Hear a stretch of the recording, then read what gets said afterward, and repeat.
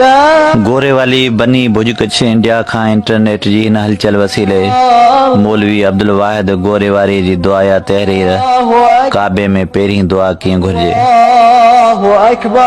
ए मुंहिंजा मालिकुल मुल्क जहिड़ी तरह तो गोरे वारीअ खां पंहिंजे घर घुराए एहसान कयो आहे त हाणे पंहिंजे फज़ल ऐं करम सां मुंहिंजे गुनाह जे खाते ते अफ़ू जो कलम फेर। ऐं ही गुनहगार बंदो गंदो तुंहिंजे पाक घर में ॾोहनि जा ॾूंगर ऐं बेशुमार बदियूं खणी हाज़िर थियो आहियां। तुंहिंजो को बि सानी शरीक न आहे। बेशक जुमला वाखाणूं ऐं नेमतूं तुंहिंजे लाइ आहिनि। बादशाह जो बादशाह तूं आहीं। मालिक पंहिंजे फज़ल व करम सां मूं सुञे सखणे ते पंहिंजो फज़ल फरमा। ऐं ॾुआरी ख़ताकार तुंहिंजे दर ते सुवाली ऐं भिखारी बणिजी आयो आहियां।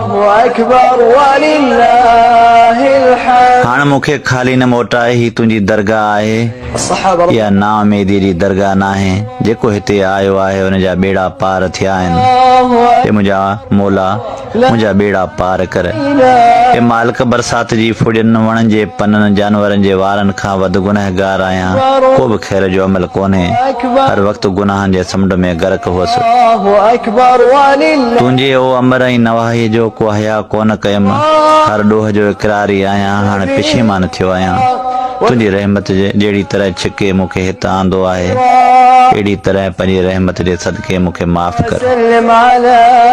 शर्म थो अचे जो बिश्त घुरां जो मूं वटि को नेक अमल कोन्हे।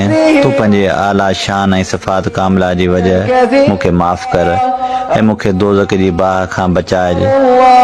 हे रब पाक आऊं आहियां ऐं तूं आहीं। आऊं गुनाह जो आदी आहियां ऐं तूं बख़्शण जो आदी आहीं। पोइ गफ़ार सतार ऐं रहमान मूंखे माफ़ कर।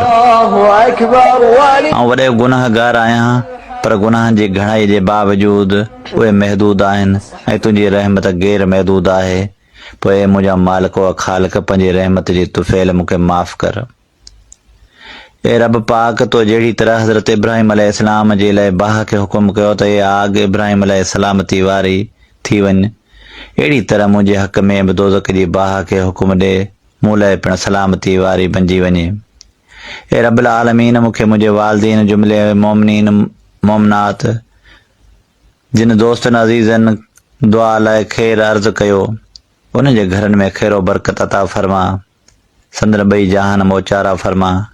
जेके बीमार आहिनि उन्हनि खे शिफ़ाए कामिला आजिला अता फरमा। जेके बे औलाद हुजनि उन्हनि खे नेक